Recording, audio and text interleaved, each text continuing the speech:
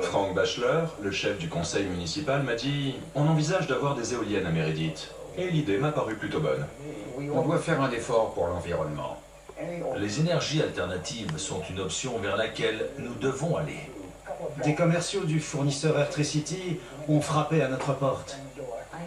Quand je les voyais au loin, en prenant les petites routes, je les trouvais tellement belles. J'étais ravie. On a signé une concession pour qu'ils en mettent une sur notre colline. On pensait faire notre part pour libérer le pays de sa dépendance au pétrole. Le réchauffement climatique est dans tous les médias. Une connaissance m'a dit de faire attention, de me renseigner sur les éoliennes. Je me suis dit, c'est n'importe quoi. Les éoliennes, c'est une bonne chose. John et Mary Hamilton dînaient chez nous, et quand John nous a dit « Au fait, on va avoir quelques éoliennes sur mon terrain », on l'a regardé et on a dit « Oh, sympa !» Le vent, je vis avec depuis que je suis fermier. Parfois, je me bats contre lui. Alors, j'ai fini par me demander, puisqu'il est là, pourquoi on ne l'utiliserait pas pour produire de l'énergie.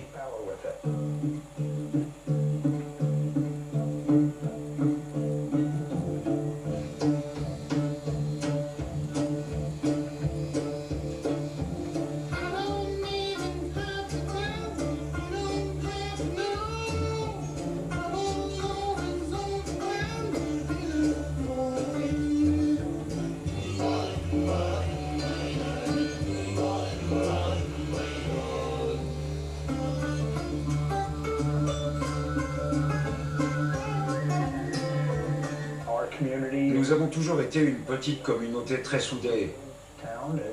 Je me suis présenté à la tête du conseil municipal de Meredith en 1987 et je ne l'ai plus quitté. C'est une fonction assez facile à remplir. Mais je dois admettre que j'ai été naïf sur la question des éoliennes. Je n'aurais jamais pensé que ça diviserait autant les gens, mais c'est ce qui s'est passé. Notre communauté s'est déchirée sur le sujet.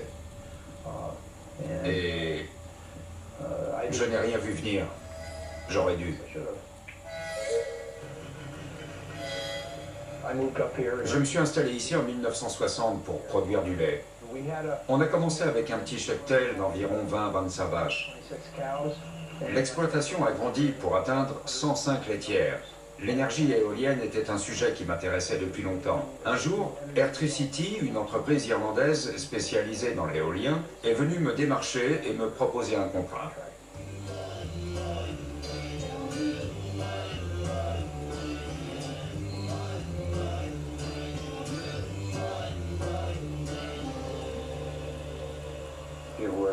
Je m'en souviens, c'était un matin glacial. Je voulais acheter 3 jeunes bœufs à mon voisin, Frank Bachelor, qui préside le conseil municipal. Ken était médecin à Brooklyn et venait de s'installer pour se reconvertir dans le commerce de viande bio. On était dans sa cuisine pour boire un thé quand le téléphone a sonné. C'était un responsable municipal du comté de Madison et ça concernait le développement de parcs éoliens. Le début de la fin. La ville a eu vent de tout ça, si je puis dire, parce que j'ai bu un thé chaud dans la cuisine de Frank.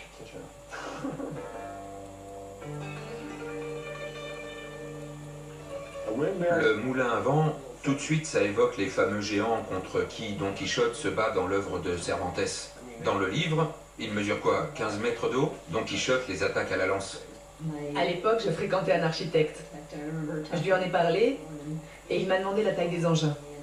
Quand j'ai dit 120 mètres, il s'est exclamé « 120 mètres? On est loin de la taille humaine, là !» J'étais terrifiée à l'idée de voir ces horreurs de 120 mètres poussées partout.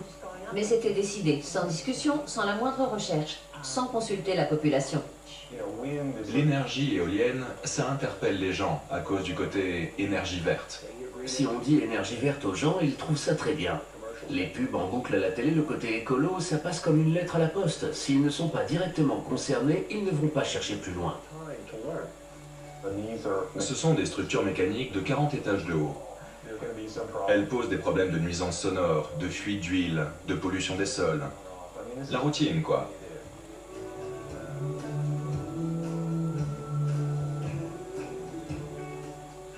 Ça fait 120 mètres de haut et le bout des pales tourne à 240 km à l'heure. Imaginez un peu.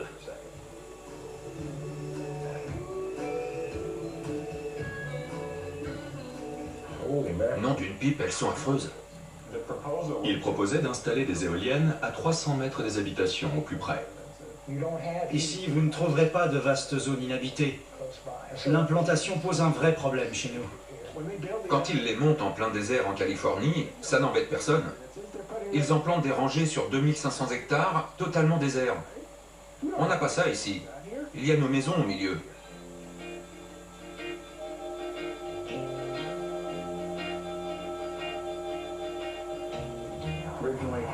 Mon père est de East Meredith, alors m'installer ici était comme un retour aux sources.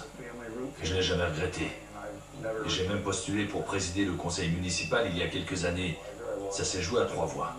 La seule fois où j'ai été élu, c'était comme responsable de la caserne des pompiers. C'est une caserne modeste. Le grand barbecue annuel de volaille et la vente de pancakes nous rapportent quelques sous sans plus. On louait aussi des encarts publicitaires sur des panneaux en forme de vache pour la foire du lait.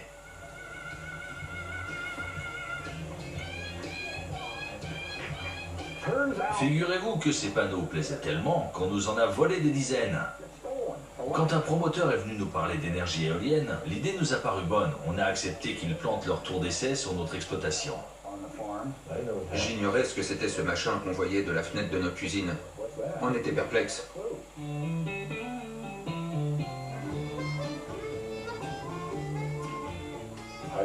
Je suis allé chercher des informations sur Internet. Et ce que j'y ai trouvé ne m'a pas rassuré. Très vite, on est devenu assez inquiet, tout comme notre voisine d'en face, Rachel. Pourtant, ça faisait des années qu'elle évoquait avec enthousiasme l'idée de voir apparaître quelques éoliennes dans les environs.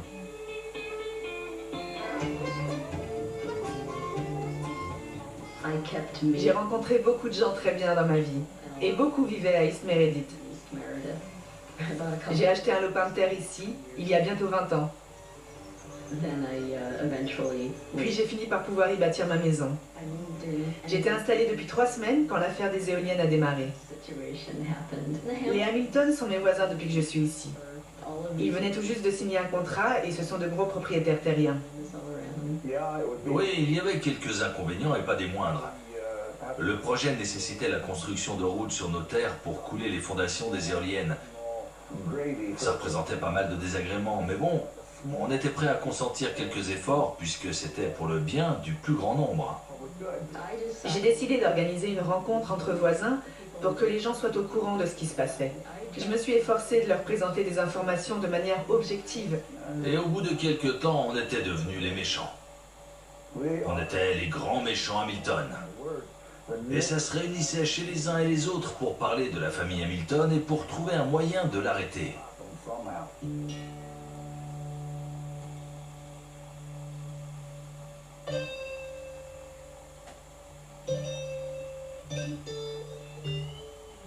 Nous nous sommes installés ici en 1971. La maison n'avait ni porte, ni fenêtre, pas de chauffage, d'eau courante ou d'électricité. Mais quand on a contemplé cette vue superbe, on était conquis. Je travaillais pour le magazine hebdomadaire Life. J'ai été son dernier directeur artistique. J'étais auteur et éditeur, alors je passais mes semaines en ville et mes week-ends ici. Nous avions 3 enfants à l'époque. Et c'était le bonheur absolu. Quand j'ai appris que les Bailey avaient eux aussi signé un contrat, ça m'a choquée.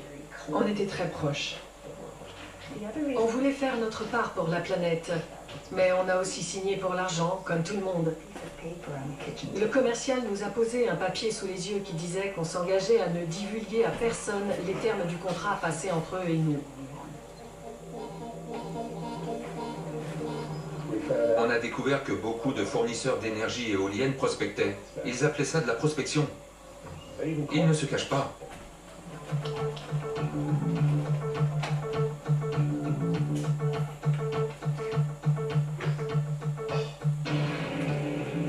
Consideration when you're talking about building one farm. We have to look at land area because it's not really worth it to us to only put up a couple of turbines. Our job site is about a 15-mile to 30-mile span. We have a lot of managers to manage different areas. Right now we're at the Maple Ridge Wind Farm in upstate New York, just outside the little hamlet of Loudville. We're staying at the site of a tower that will be put in the air here very shortly. One wind turbine consists of many different parts. We have a base, a lower mid, upper mid, and a top. La première fois que je les ai vus à 5 km au loin, j'ai eu un mauvais pressentiment. Alors j'y suis allée, j'ai coupé le moteur de la voiture, j'ai ouvert la fenêtre et j'ai écouté. Et ça m'a terrifiée.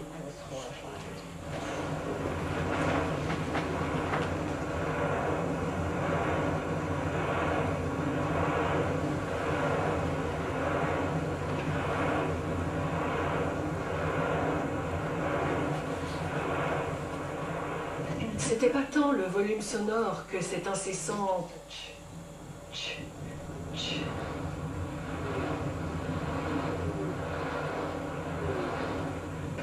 J'ai pris conscience que ce bruit serait toujours là, qu'il retentirait pour les 25 ou 30 ans à venir, et qu'il m'accompagnerait jusqu'à la fin de mes jours. On a rompu le contrat.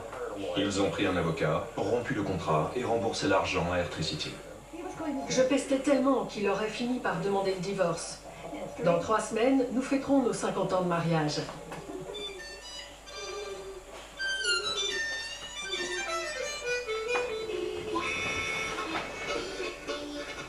Quand on s'est installé ici, j'avais la ferme intention de m'impliquer dans la vie de la communauté. Mais depuis cette histoire d'éolienne, l'ironie, c'est que j'ai le sentiment de faire ce qui est juste pour le bien de ma communauté.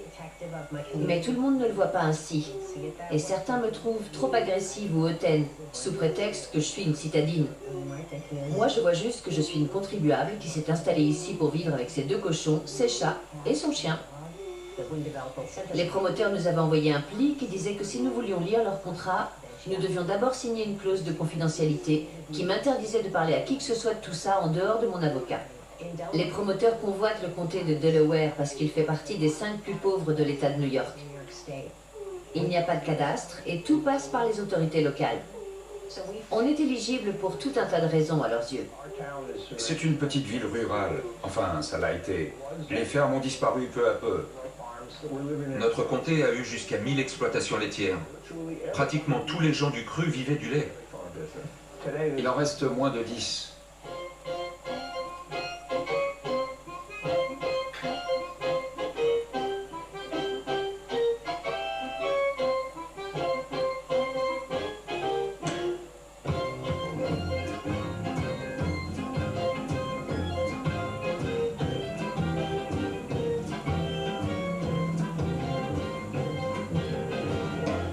Malheureusement, notre exploitation est une des dernières à produire du lait dans les environs.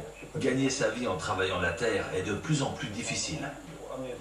J'avais très envie de réfléchir à un nouveau modèle économique agricole durable. En ciblant une clientèle qui veut des produits naturels bio, sans pesticides ni hormones, je sais que c'est possible.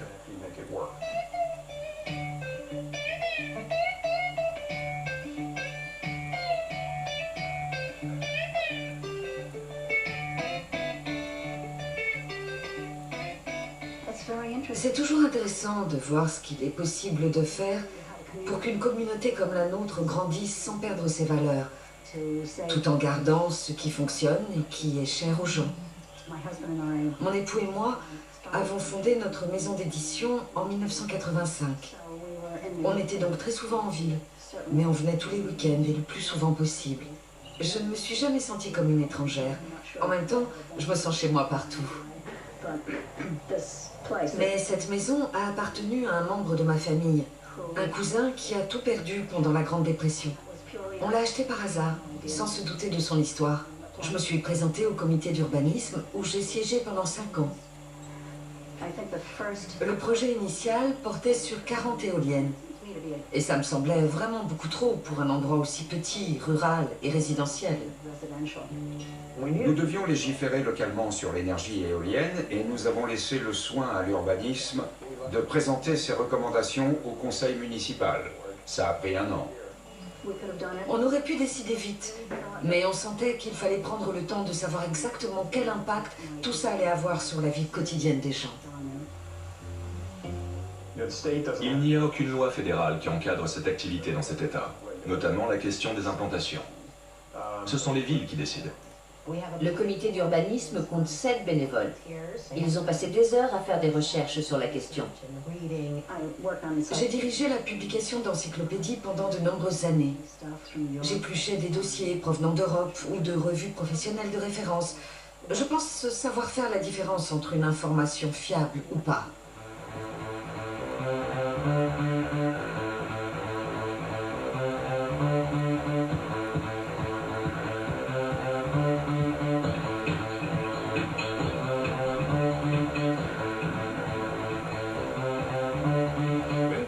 Draw upon the force of moving air to generate electricity by rotating propeller-like blades around a rotor.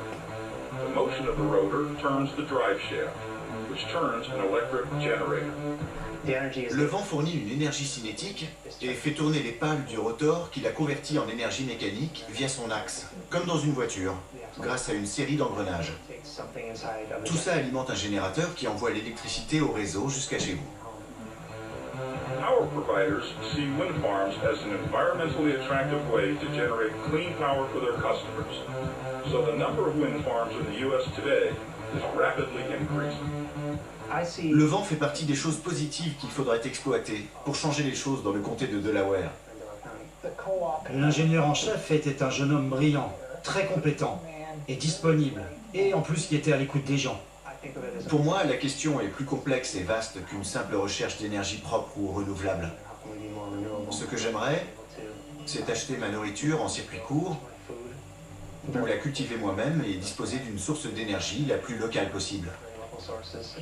Il n'est plus rattaché au projet, mais tant qu'il a été là, il s'est montré formidable. Il répondait à toutes nos questions, même les plus techniques, comme le poids précis de chaque équipement. C'était très utile. On n'imaginait pas qu'une simple pale pesait 7 tonnes. Les développeurs privilégient les plus grosses éoliennes afin de produire le plus d'énergie possible et rentabiliser chaque dollar investi. Plus vous montez haut, plus il y a de vent. Donc les engins sont de plus en plus grands. Chaque éolienne est un site industriel en soi. When you're talking about building a wind turbine, a lot of big pieces and big machinery involved. You want to make sure that the roads are strong enough to hold all this big equipment. They're very large blades. They're 130 feet long. Each foundation has about 52 feet diameter and 90 feet deep. That's a lot of concrete.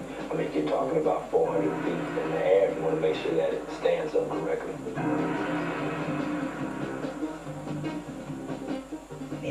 En l'espace d'une grosse année, j'ai dû emmagasiner l'équivalent de toute une vie de connaissances sur le vent et l'énergie éolienne. Et j'ai à peine gratté la surface.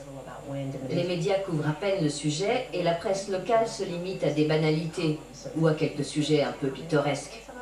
J'ai eu envie d'apporter une nouvelle voix, quelque chose qui combinait des petites pastilles folkloriques et des choses plus sérieuses pour informer les gens.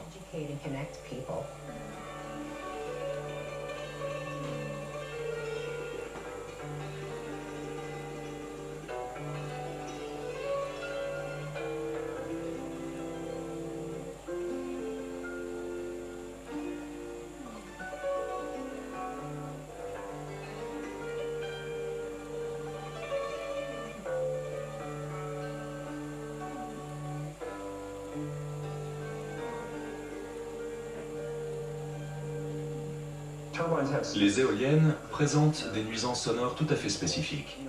En dehors des bruits et des grincements issus des éléments mécaniques, elles génèrent des basses fréquences. Just the noise, according to this father of two, it's the vibration. That rumbling feeling that you would get, or somebody with a loudspeaker system in their car drives by, you feel that in your body, that is the sensation that we feel from the turbine. Quand on les observe de loin, ces engins ont presque l'air gracieux et paisibles. Mais en réalité, ils génèrent un bruit sourd et incessant.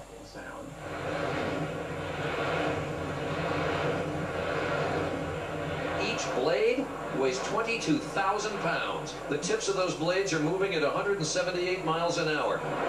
But most amazing is the sound.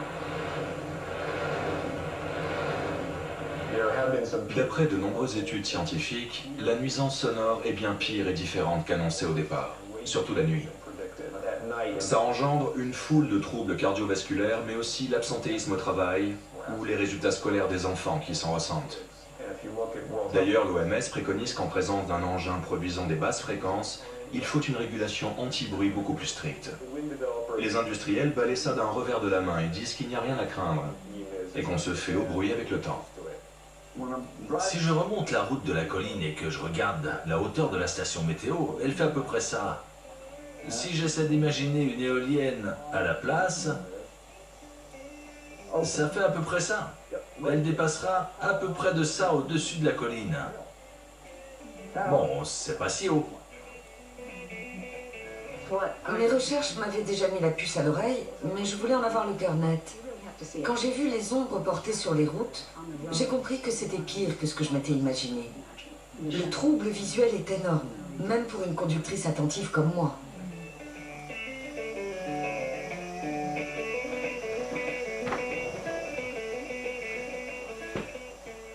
L'effet stroboscopique des pales qui passent devant le soleil et projettent leur ombre, ça peut vraiment gêner certains conducteurs.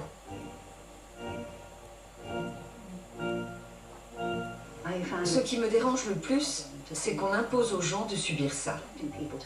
Comment peut-on installer des engins pareils et laisser les gens se débrouiller?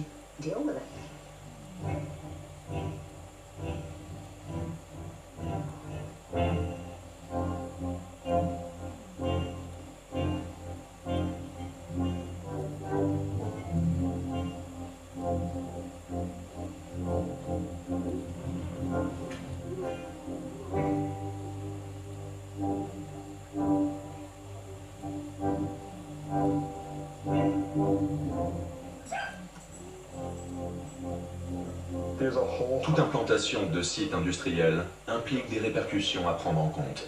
These are one of those energy turbines that you have probably seen driving down the freeway, and one is actually on fire near Bird's Landing. John? Well, they're really not doing anything to fight it, Deirdre, because as this thing burns up, you know, a lot of very heavy flaming pieces keep falling down to the ground there, so it's almost better off to stay back away from it. Looks like it's going to just go ahead and burn all the composites off of those wings. Les pompiers se rendent sur le site et regardent, en priant pour qu'une catastrophe n'ait pas lieu. La nacelle est à 85 mètres de haut. Qu'est-ce que vous voulez faire? Ils ont peur que ça balance des blocs de glace à des kilomètres à la ronde, alors dès que ça gèle, ils arrêtent les éoliennes. Les études concernant les projections de glace sont plus que succinctes. Quant aux dispositifs anti-gel, General Electric avoue qu'ils sont loin d'être suffisants.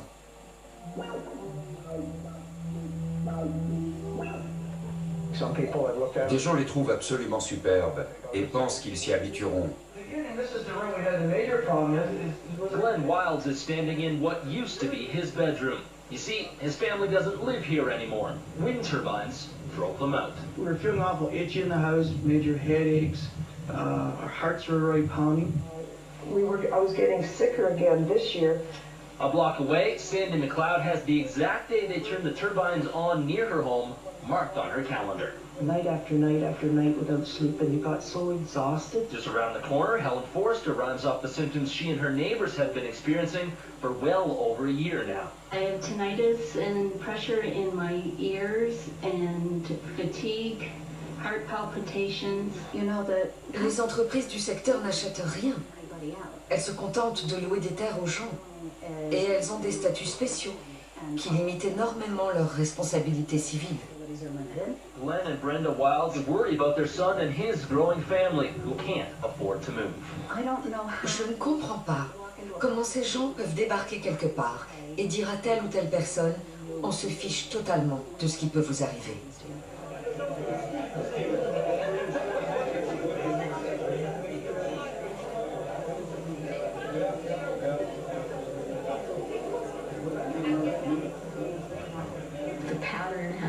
Depuis toujours, le conseil municipal suit les recommandations du comité d'urbanisme qui fait autorité sur ces questions. Mais cette fois, le conseil a décidé de ne pas tenir compte de l'avis du comité.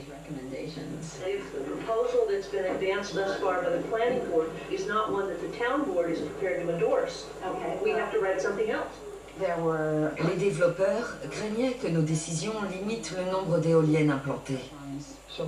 Certaines règles, notamment sur les distances en limite de propriété, étaient trop restrictives. Ces règles déterminent à quelle distance une éolienne peut se trouver d'une limite de propriété ou d'une habitation. Ces limites réglementaires ne sont pas bien pensées. Dans notre cas, la limite était fixée à 750 mètres des résidences et 500 mètres des limites de propriété. Partout dans le monde, des études ont démontré qu'on pouvait réduire les nuisances relatives aux parcs éoliens avec une politique d'implantation raisonnable.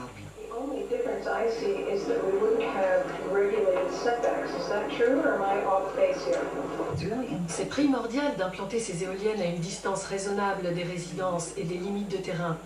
Or, il n'y a pas un endroit en ville où c'est possible. Si nous avions accepté sans réserve les recommandations du comité d'urbanisme, il aurait été impossible de faire quoi que ce soit à Meredith. Je ne vois toujours pas quel attrait pourrait avoir Meredith pour les installateurs d'éoliennes. Ils ont passé des accords avec quelques propriétaires, mais rien ne les relie entre eux. Et ça, c'est la clé de leur modèle. Ils ont besoin de les aligner, de les planter en rang, tac, tac, tac, l'une à côté de l'autre. Une éolienne qui dépasserait de 3 cm sur l'horizon. Ça n'embêterait ni vous ni moi, n'est-ce pas? Mais si on vous en mettait une de 120 mètres de haut à 200 mètres de chez vous, ou 4, 6 ou 8, ça vous irait? We're not against alternate sources of energy. We're against these monstrosities. We want renewable energy. We're not opposed to a small-scale project here where it's not towering over our property lines and it's not interfering with our sleep and it's not affecting our property values and so on. I don't know where we're going with this. I think we ought to start talking about what this town really wants to do. You know, if there's a possibility of any kind of community project that's smaller, we should be thinking seriously about it. It is time to do something. I don't think we can just diddle around anymore. Il y a beaucoup d'argent en jeu. Il suffit de regarder ailleurs dans l'État où les promoteurs ont courtisé des personnes d'influence comme des conseillers municipaux, des gens de l'urbanisme. Quand on a signé ce contrat, j'étais membre du comité d'urbanisme depuis 5 ans. Alors j'ai présenté ma démission, car il y avait un risque de conflit d'intérêts puisque j'avais des contacts avec Electricity. J'ai bien peur que peu de mes concitoyens dans la même situation aient suivi le même raisonnement que moi.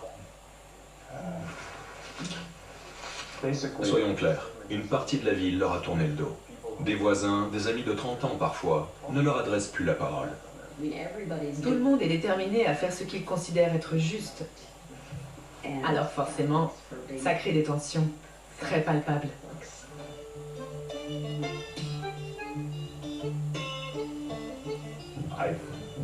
J'avais beau être un fervent défenseur de l'environnement depuis pas mal d'années, j'avoue que l'impact des éoliennes sur la vie des gens m'échappait totalement. Au tout début, on passait pour les ennemis du peuple. Rachel m'a demandé de venir m'exprimer pour clarifier une position qu'elle avait du mal à faire entendre. J'ai vite compris que les médias n'abordaient jamais certains points majeurs. Si les gens ne vont pas chercher les informations, ils croient celles qu'on leur sert. Il n'y a pas de complot ici, juste une question d'argent. Ça fait 25 ans que je travaille dans la finance, alors j'ai commencé à m'intéresser à la façon dont ces projets de parcs éoliens étaient montés et financés. Et j'en ai vite conclu que ce n'était pas une bonne idée.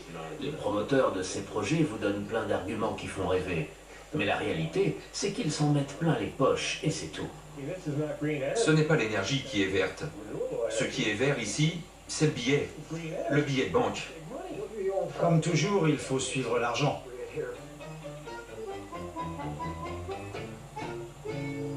Il y a les subventions fédérales, locales et les investisseurs privés. De nos jours, on ne fait pas de profit sans prendre de risques et donc sans investir de l'argent. La prise de risque est minime. Il y a un crédit d'impôt pour ce type d'investissement, donc les contribuables financent. Les États et moi, sur ma facture d'électricité, nous finançons le fonds d'investissement pour les énergies renouvelables. Ensuite, il y a les investisseurs privés qui aujourd'hui sont quasiment tous à Wall Street et ne sont pas soumis à cette contribution. Au final, nous, les contribuables, allons verser via nos impôts plus d'argent à ces entreprises qu'elles n'en auront investi en fonds propres au départ. Les plus gros investisseurs dans l'État de New York sont des banques. La loi leur permet de défiscaliser les parcs éoliens sur des périodes de 5 à 6 ans. Et si un parc éolien est revendu, son nouvel acquéreur peut immédiatement relancer une procédure de défiscalisation et engranger les deniers de l'État fédéral. JP Morgan peut revendre à Goldman Sachs, qui va à nouveau pouvoir défiscaliser pendant 5 ans. C'est magique. Les villes peuvent ou non bénéficier de tout ça, si elles négocient bien. Souvent, les promoteurs jouent les pauvres malheureux. Les grosses entreprises ramassent environ 90% des bénéfices. Elles laissent quelques miettes aux propriétaires terriens. Et parfois, mais pas tout le temps, quelques miettes aux villes. C'est de l'exploitation pure et simple. Ça ne paie même pas un renouvellement de véhicules par an pour les services de l'équipement. Les sommes sont ridicules. Les conseils municipaux reposent sur le principe de la démocratie représentative. Les habitants nous élisent pour prendre des décisions. Et parfois, nous devons prendre certaines décisions sur la base de notre propre jugement et d'après ce que nous estimons être le mieux pour la commune. Rosemary Nichols, l'avocate de la ville, a réécrit la loi. Elle a outrepassé le cadre de sa fonction. Perceived planning board statement of findings as being basically making a moral or an ethical judgment about the appropriateness of wind energy. So I operated on an assumption that in fact there was going to be commercial wind. And that's the way I wrote it. Elle est passée du statut de conseillère juridique à celui de représentante de la ville. The sense from the town board was that we should create a separate board. And the board is called a Wind Energy Review Board. Il voulait nommer 7 citoyens dans cette commission. Et ces 7 commissaires auraient eu les pleins pouvoirs pour décider où seraient implantées les éoliennes. It has one function, which is reviewing wind energy applications. Who appoints these board members? The town board. Qui aurait fait partie de la commission? Au hasard, je dirais des gens plus favorables aux souhaits du conseil municipal. Ce qui me choque le plus, c'est de voir qu'ils ont laissé le comité d'urbanisme suer sang et eau pendant plus d'1 an, et bénévolement. Tout ça pour balayer son travail d'un revers de main, sans faire la moindre recherche. Je pense que Frank estime faire ce qui est juste. Les promoteurs ne montrent qu'une facette élogieuse du tableau, et Frank les a crus sur parole. À chaque fois que j'ai relayé les inquiétudes des gens, on m'a rétorqué « Nous avons évoqué la question avec les responsables du projet et ils disent qu'elle n'est pas fondée. » C'est idiot comme réponse. Une fois ces engins debout, on fera quoi? D'un côté, il y a de grosses multinationales, leurs hordes d'avocats et leurs milliards. Et de l'autre, il y a Meredith. Tout ce qu'on comprend, à longueur de temps, c'est que Frank va imposer les éoliennes, que ça nous plaise ou pas.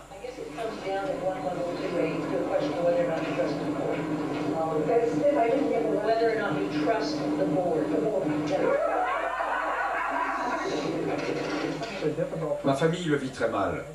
Mon épouse encaisse toute cette agressivité et cette rancœur. C'est très lourd. On poussera un grand ouf de soulagement quand ça sera fini.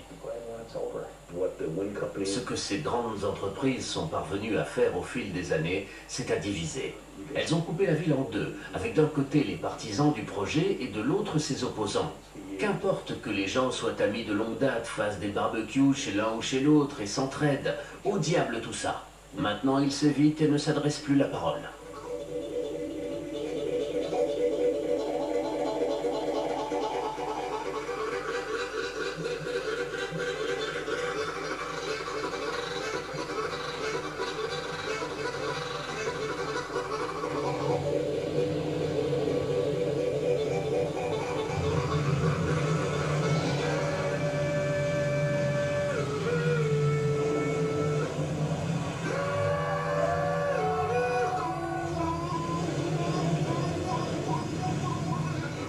About the dependence on foreign oil and the effects of global warming. Unfortunately, Meredith has a local group of relative newcomers. Our greatest natural resource is not wind or even solar power, but our relationships to each other. En règle générale, on s'entraide toujours entre voisins, n'est-ce pas? I've been disturbed to be told that I don't really have a voice because I haven't lived here 30 years. Aujourd'hui, certains ne s'adressent plus la parole. Unpleasantness in my town. It hurts.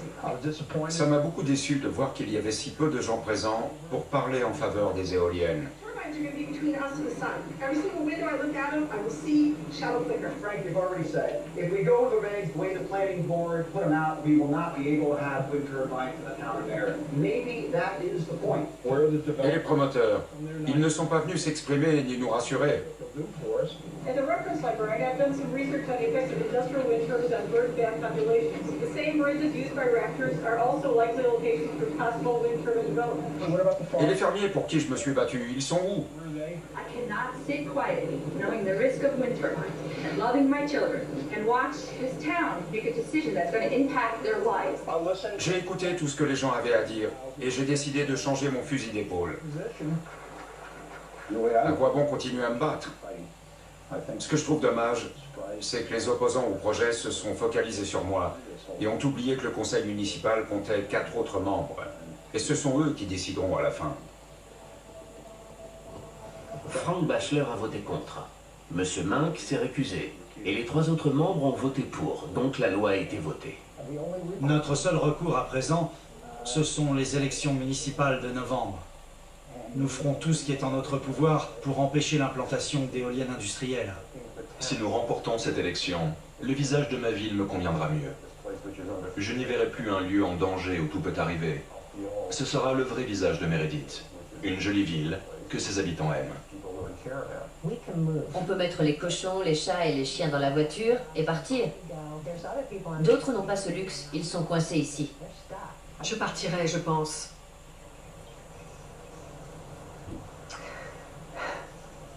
Nous avons élevé nos 4 enfants ici. Nos petits-enfants aiment revenir.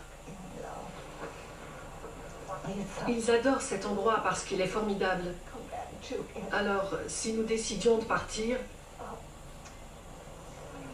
ce sera trop dur. Moi, j'y vois un moyen de mettre du beurre dans les épinards pour les exploitants. Nos fermes se meurent, c'est ça notre réalité. Au début, je pensais vraiment que tout le monde serait enthousiaste. Qu'est-ce que j'ai été naïf. Je suis à fond pour un projet adapté et bénéfique à Meredith. Mais ça ne s'arrêtera pas là, voilà le problème. Ces infrastructures requièrent des investissements colossaux. Alors une fois qu'elles sont là, c'est plus rentable d'en rajouter que d'aller développer un projet ailleurs. On ne veut pas devenir un second Tug Hill. Au départ, il y avait 20 éoliennes. Puis c'est passé à 30, puis 80, puis 100. Et ça a continué.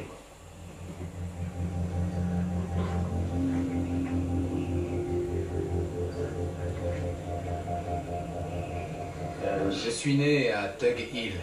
Je ne suis jamais parti et maintenant je vis avec ça.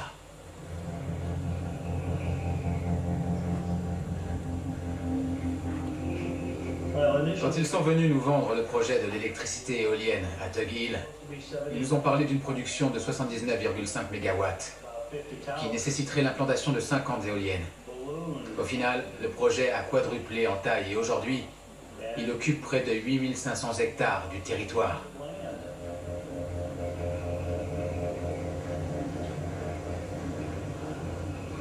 Depuis chez moi, comme je suis en hauteur, je peux compter 170 des 195 éoliennes qui ont été implantées. Je ne devais en avoir que 2 ou 3 à 1 kilomètre de chez moi. J'en ai finalement 7. J'ai tout mis dans cette maison. Je suis né et j'ai grandi ici. Quelqu'un a comparé ça au film d'horreur, l'invasion des profanateurs de sépultures. Et c'était bien vu. C'était un endroit magnifique et calme, avec de beaux paysages. C'est devenu une zone industrielle. Si le prix vous convenait, est-ce que vous voudriez acheter ma maison pour y passer vos vieux jours? Si vous en aviez les moyens, vous ne préféreriez pas plutôt aller vivre le plus loin possible de ces machins?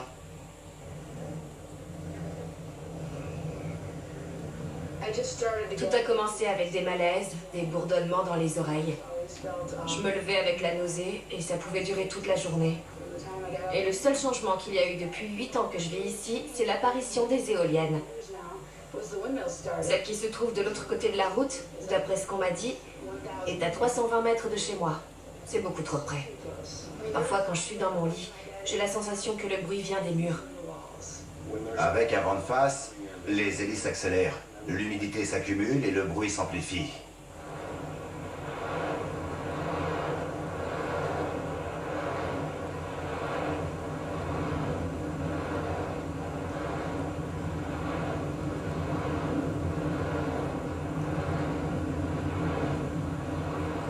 Disons que c'est comme si vous laissiez l'aspirateur en marche à côté du lit. C'est impossible de dormir. Au printemps, L'ombre de celle qu'on voit tout là-bas se projette à l'intérieur de la maison. On est à 2 km, 2 km et demi, hein? Mon fils a une petite télé pour sa console de jeu. S'il y a une fenêtre à proximité, l'ombre des pales fait clignoter l'écran comme un stroboscope. C'est impossible de se concentrer. C'est comme une boule à facettes. Il est obligé d'étendre une couverture en plus des rideaux pour bloquer la lumière. On peut se plaindre, ça ne change rien. J'assiste aux conseils municipaux depuis 1 an et demi et tout ce qu'on me dit, c'est de la fermer. Je n'ai rien contre les énergies renouvelables, mais ces gens sont venus planter leurs crocs chez nous. Ils ont engobiné nos représentants. Et ça, je suis contre. La ville reçoit un peu d'argent, mais personne n'en profite vraiment. En revanche, le chef du conseil municipal et plusieurs proches d'autres représentants ont des éoliennes sur leurs terres. C'est de l'énergie très rentable. Ils ont abusé de la crédulité des gens, ils les ont amadoués avec des « faites-nous confiance, on vous dit tout, n'écoutez pas les critiques ». Réfléchissez et renseignez-vous. Parce qu'à partir du moment où vous laissez entrer le loup dans la bergerie, tout change. Et on ne vous laissera pas faire machine arrière.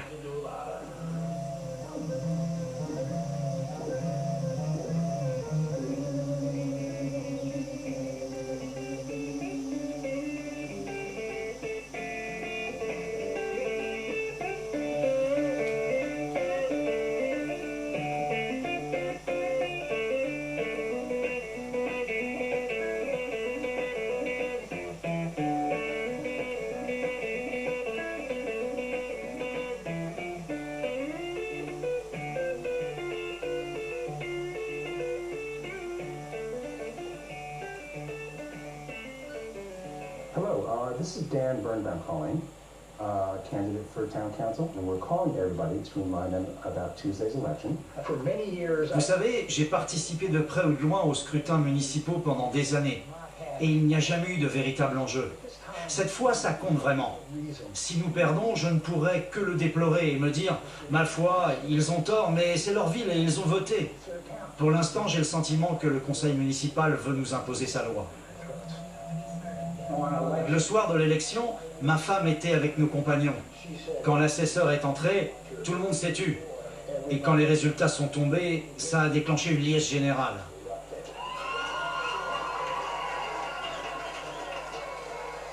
Ce n'était pas une victoire, mais un triomphe.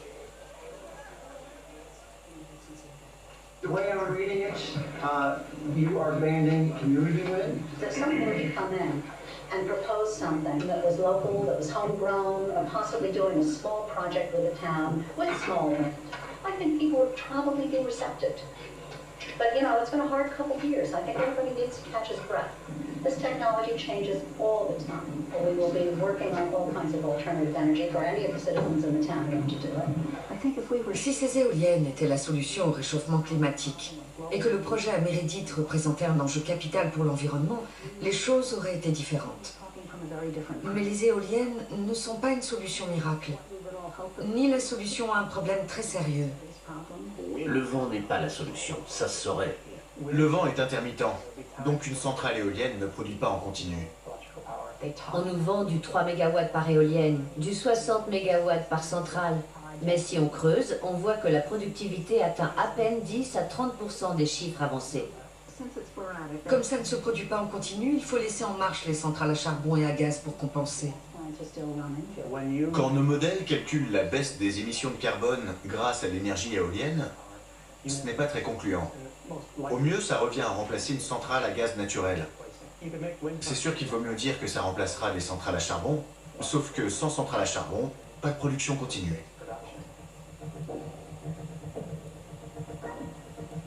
Comment fait-on quand une centrale éolienne produit à plein régime puis s'arrête subitement? On compense avec les centrales à gaz naturel, qui augmentent leur production et assurent la stabilité du réseau. Plus l'électricité sera éolienne, plus vous aurez besoin de réserves. Tout le monde va accepter le consensus général et on finira avec des dizaines de milliers d'éoliennes partout sur le territoire. Ce qui implique de dégrader des écosystèmes fragiles, de raser des hectares de forêt pour construire des routes et acheminer les millions de tonnes de béton qu'on va injecter à 10 mètres dans les sols pour stabiliser ces géants. Chaque base, c'est 300 tonnes de béton et d'armature métallique. Ça va détruire une ressource après l'autre. Surprising numbers of bats are being killed at wind energy sites. Biologist Erin Bearwald and her colleagues spent 9 weeks collecting freshly killed bats around wind turbines. More than 90% had lung hemorrhages consistent with the bends. Bat autopsies revealed that air pressure drops around turbine blades are fatal to small animals like bats.